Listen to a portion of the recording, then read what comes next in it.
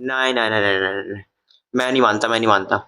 इस this the reason कि भाई हर साल रियल मैड्रिड और मैन सिटी एक दूसरे को फेस ऑफ करता है चैंपियंस लीग में। भाई अगर ये वाली परफॉर्मेंस अगर मेरे को मेरी टीम से देखने को मिल रही है तो भाई मैं हर साल मैनचेस्टर सिटी को फेस करना पसंद करूंगा। और मेरे को और ये समझ नहीं आता कि भाई इतना घटिया परफॉर्मेंस टच लाइन से खड़ा होकर के पेप गुardiola ने अपनी आंखों में तेजाब क्यों नहीं डाल लिया। इतना खराब फुटबॉल खेला उसकी टीम ने, लाइक उसके पास कोई प्लान बी तो था ही नहीं। ऐसा था कि भाई ऑल आउट गए हैं, अटैक मारेंगे, चार चार पांच पांच अटैकर्स डाल रखे हैं, कोई फिजिकलिटी है नहीं मिडफील्ड में और जाकर के हार गए।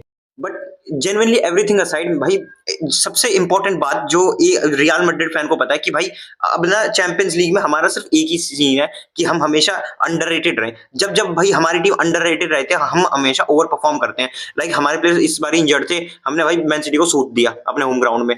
हम 21-22 वाले चैंपियंस लीग जीते थे, हमारा 14th चैंपियंस लीग टाइटल था। उसमें भी हमारी टीम अंडररेटेड थी, हम जाकर के जीत गए। और उसमें सिर्फ एक गेम ऐसा था शेरिफ के अगेंस्ट हमारा होम, जहां पे हमें लगा था कि भाई हम तो मूत देंगे शेरिफ के ऊपर, लेकिन क्या हुआ, हम एंड में जाकर के हार गए। क्यों? ओवर कॉन्फिडेंस था, हमने दूसरी टीम को अंडरमाइन कर दिया। और जब हम वापस शेरिफ के होम में गए जाकर के हम जीत गए और ऐसे चैंपियंस लीग भी जीत गए। फिर चाहे कम बैक मारा पीएसजी पे, मैन सिटी पे, चेल्सी पे। तो हमें मेरे को तो लगता है कि भाई सिर्फ हमें हमेशा अंडररेटेड ही रहना चाहिए, अंडररेटेड रहने में ही फायदा है।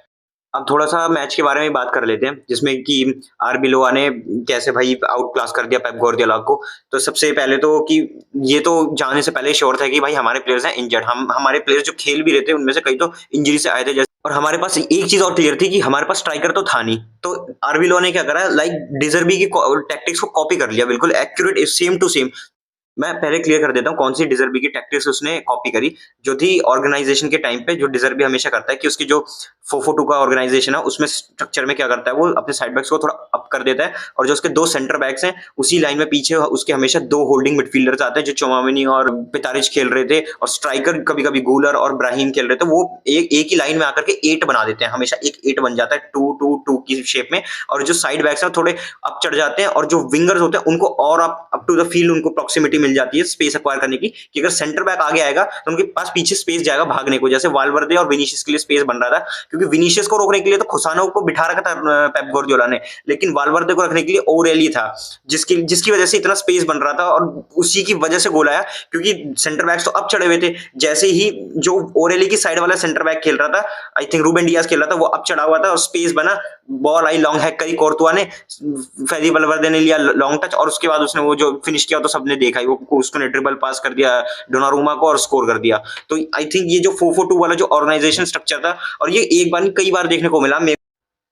And the peak individual brilliance जो एक प्लेयर की होती है, जो फेदी वलवर्दे ने हैट्रिक मार के दिखाई, उसमें सेकंड गोल और थर्ड गोल में बिल्कुल क्लियर, क्रिस्टल क्लियर हो गया कितना ओवर परफॉर्म करा है फेदी वलवर्दे ने आज के मैच में।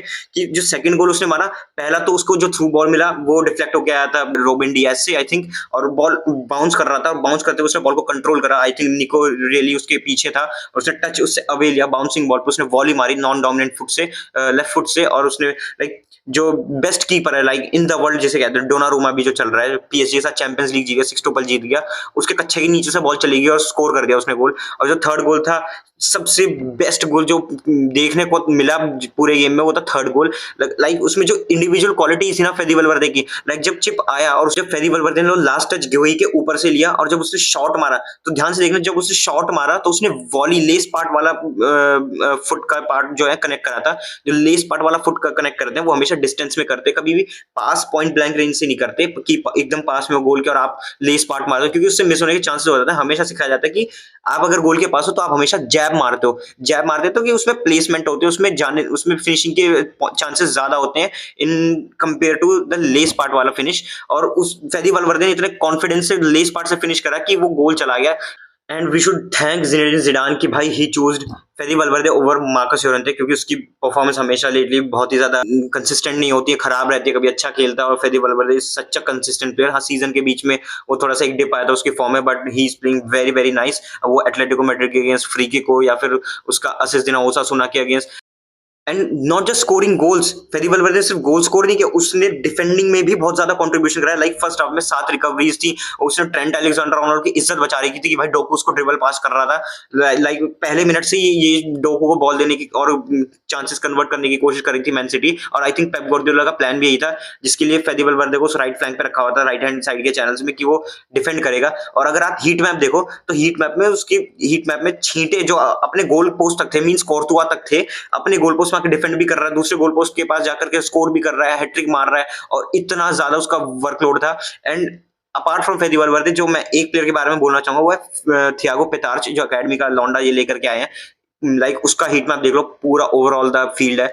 रेटिंग पे मत जाना, क्योंकि रेटिंग इज नॉट लाइक, वो जब तक आप गोल स्कोर नहीं करते या कुछ अच्छा क्रिएट नहीं करते, रेटिंग आपको ज्यादा मिलती नहीं है। बट थियागो पितार्च ने लाइक उसका game IQ, intelligence in terms of general game play बहुत ही टॉप नॉच था। एक मिस्टेक करी बट वो कोर्तुआ ने बचा ली, और भाई कोर्तुआ तो है ही बहुत अच्छा keeper. I think rest Thiago Pitarch ने इस गेम में लाइक 100% लॉन्ग बॉल्स कंप्लीट करी है। लाइक उसने 2 या 3 लॉन्ग बॉल फेंकी थी जो सारी एक्यूरेट गई है, 100% एक्यूरेसी है।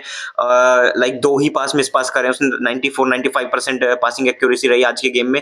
इतने हाई प्रेसिंग गेम में भी उसने इतना कंपोजर रखा, पासेस मिस पास नहीं किए। तो और 18 being an 18 year old kid, जो बहुत ही ज्यादा बड़ा अचीवमेंट है। रियल मैड्रिड को टेम्पो कंट्रोलिंग मिडफील्डर चाहिए था, I think final real Madrid को मिल चुका है टेम्पो कंट्रोलिंग मिडफील्डर, इतना बढ़िया। ऑनेस्टली आई डिडंट एक्सपेक्टेड कि फरलान मेंडी को मैं 2026 में खेलते हुए देखूंगा रियल मैड्रिड के लिए। और भाई इस जानवर की जो आत्मा है वो जागती भी तब है जब मैन सिटी से खेलना होता है, जब उनके सर फोड़ने होते हैं उनके, चाहे वो सेमेन्यो या बाद में रायन चरके आया, या बर्नार्डो सिल्वा को अपनी जेब में रखना हो, या जैक ग्रिलिश को बॉडी मार के कुछ भी करना हो, तो फरलान मेंडी हमेशा अवेलेबल रहता है मैन सिटी के against. He is absolute beast. मैंने एक्सपेक्ट तो नहीं करा था कि 2026 में आके इतना बड़ा कंट्रीब्यूशन देगा रियल मैड्रिड को। हाँ, बाद में वो हाफ टाइम पे इंजर्ड हो गया, फ्रान गार्सिया आ गया, बट कवर अप कर लिया, we didn't concede the goal. Vinicius Junior ने पेनल्टी मिस करी, यस आई थिंक अगर पेनल्टी वो कन्वर्ट कर देता तो भाई 4-0 हो जाता, गेम क्लोज था, खत्म था, फिर मैन सिटी का कमबैक करने का कोई चांस तो था नहीं। Now let's talk about Erling Haaland. भाई अर्लिंग हालैंड को तो जेब में लेकर के चला गया रूडिगर अपने घर। इतना हमने डाउट किया डीन हुइसन पे कि ये डीन हुइसन कुछ नहीं कर पा रहा, टोनी रूडिगर कुछ नहीं कर पा रहा, इन दोनों की पार्टनरशिप बहुत खराब चल रही है। But they played so well कि भाई अर्लिंग हालैंड के फर्स्ट हाफ में सिर्फ 60 टचेस थे और 82-83 मिनट तक खेला है कि उसने सिर्फ 3 बार बॉल को देखा कि हाँ भाई बॉल ऐसी होती है, अंटिल द 46 मिनट से लेकर के 82 मिनट तक। Means absolute humiliation. बीच में चैनल्स को इतना बंद, इतना क्लोज कर रखा था, इतनी टाइट प्रेसिंग कर रहे थे रियल मैड्रिड के प्लेयर्स। इतना मजा आया गेम देखने में, लाइक ऐसा लग रहा था कार्लो बॉल वापस आ गई है। बट वही है कि एम्बापे था नहीं। अब हम एक प्लेयर की लाइबिलिटी ले सकते हैं अगर वो प्रेस नहीं करा, वो है विनीशियस जूनियर।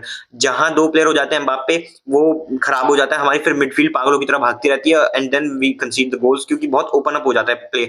और इसी वजह से आई थिंक कि सबसे अंडररेटेड गेम रहा है ब्राहीम डियाज का। उसने बहुत ज्यादा डिस्टेंस भी कवर करा है।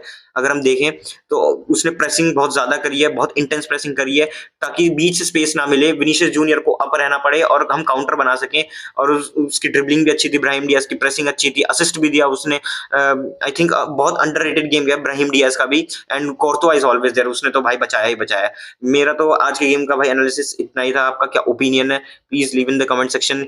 चैनल को सब्सक्राइब कर देना, वीडियो को लाइक कर देना, एंड बाय।